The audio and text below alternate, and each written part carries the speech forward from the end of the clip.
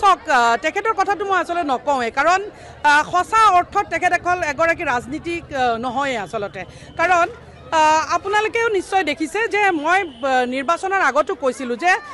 পাব্লিচিটিতকৈ ডাঙৰ কথা মই ৰাইজৰ কাম কৰি ভাল পাওঁ আৰু ৰাইজৰ কাম কৰি থকা কাৰণে নীৰৱে কৰি থকা কাৰণে দলে সেই যিয়ে মোক নিৰীক্ষণ কৰিব লাগে কাৰণ মোক টিকেট দিছে মোৰ দলৰ নেতৃত্বই ভোট দিছে মোক ৰাইজে গতিকে মাজত কোনে কি কৰিছে সেইখিনি চাবলৈ মোৰ এতিয়া সময় নাই আৰু মই প্ৰয়োজনো বোধ নকৰোঁ গতিকে তেখেতৰ কামেই হৈছে কেৱল লাইভ কৰা যদি কেতিয়াবা মিডিয়া মাতে মিডিয়া যদি নাহে তেতিয়াহ'লে তেখেতে নিজৰ মোবাইলটো ব্যৱহাৰ কৰি লাইভ কৰে গতিকে য'ত বোকাবানি কাৰণ তেখেতে আপোনালোকে চাব যে তেখেতৰ লগত এতিয়া কিন্তু কোনো নাথাকে গতিকে তেখেতৰ সেইটো এটা বেপাৰ গতিকে ৰাজনীতি এতিয়া সকলো ৰাইজে বুজি পোৱা হৈছে যে ৰাজনীতি কি আৰু বেপাৰ কি গতিকে এই মানে যিবোৰ আপোনাৰ ভেলকিবাজি সেই ভেলকিবাজিত এতিয়া ৰাইজ নাই কাৰণ ৰাইজ উন্নয়নৰ লগত আছে ৰাইজ প্ৰগতিৰ লগত আছে ৰাইজ নৰেন্দ্ৰ মোদীৰ লগত আছে ৰাইজ ডক্টৰ হিমন্ত বিশ্ব শৰ্মা ডাঙৰীয়াৰ লগত আছে আৰু সকলো ৰাইজ আপোনালোকে দেখিছে যে এটা বুথত আজি আমি এই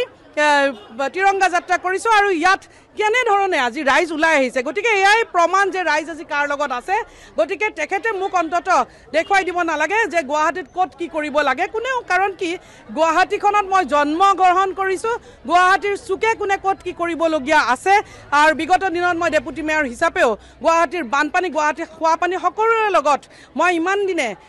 কাম কৰি আহিছোঁ গতিকে সুন্দৰভাৱে আমাৰ কাম হৈ আছে আৰু কৃত্ৰিম বানৰ ক্ষেত্ৰতো আমাৰ চৰকাৰে দুইখন চৰকাৰে খুব ধুনীয়াকৈ কাম কৰি আছে খোৱাপানীৰ ক্ষেত্ৰতো খুব ধুনীয়াকৈ কাম কৰি আছে সমগ্ৰ আমাৰ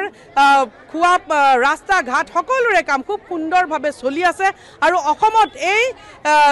যোৱা আমাৰ যি দুটা টাৰ্ম চৰকাৰ এটা টাৰ্ম সম্পূৰ্ণ হ'ল আৰু এটা টাৰ্ম চলি আছে এই দুটা টাৰ্মতে আমাৰ গুৱাহাটীখনত বা অসমখনত যি ধৰণে উন্নতি হৈছে বিগত কেতিয়াও এনেধৰণৰ উন্নয়ন ৰাইজে দেখা পোৱা নাই আগন্তুক আকৌ ২৬ চনৰ নিৰ্বাচন আছে আৰু তাৰ পিছতো ডক্টৰ হিমন্ত বিশ্ব শৰ্মা ডাঙৰীয়াৰ নেতৃত্বত ৰাইজে আৰু বেছি অভূতপূৰ্ব ৰাইজৰ উন্নয়ন দেখা পাব আৰু ৰাইজ এতিয়া অধীৰ আগ্ৰহেৰে ৰৈ আছে যে আকৌ কেতিয়া আমাৰ নিৰ্বাচন হয় কাৰণ আপোনালোকে পঞ্চায়তৰ নিৰ্বাচনত দেখিলে যে অভূতপূৰ্ব সঁহাৰি ৰাইজে আমাক দিছে গতিকে খুব ভাল মেণ্ডেটত ভাৰতীয় জনতা পাৰ্টীৰ প্ৰতিগৰাকী প্ৰাৰ্থী জিকি আহিবলৈ সক্ষম হৈছে আৰু এই পঞ্চায়তৰ সময়তো কংগ্ৰেছে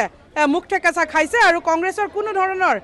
ইয়াত যে গ্ৰহণযোগ্যতা নাই আজিৰ তাৰিখত ৰাইজৰ মাজত সেইটো ইতিমধ্যেই প্ৰমাণ পাইছে গতিকে কোনে ক'ত কেনেকৈ লাইভ কৰি পেলাই নলা নৰ্দমা বিচাৰি ফুৰিছে সেইটো চোৱাৰ মোৰ সময়ো নাই আৰু মোৰ প্ৰয়োজনো নাই যিকোনো খবৰৰ বাবে যোগাযোগ কৰক 7099017330 লগতে 7099017110 নম্বৰত যিকোনো খবৰৰ বাবে যোগাযোগ কৰক 7099017330 লগতে 7099017110 নম্বৰত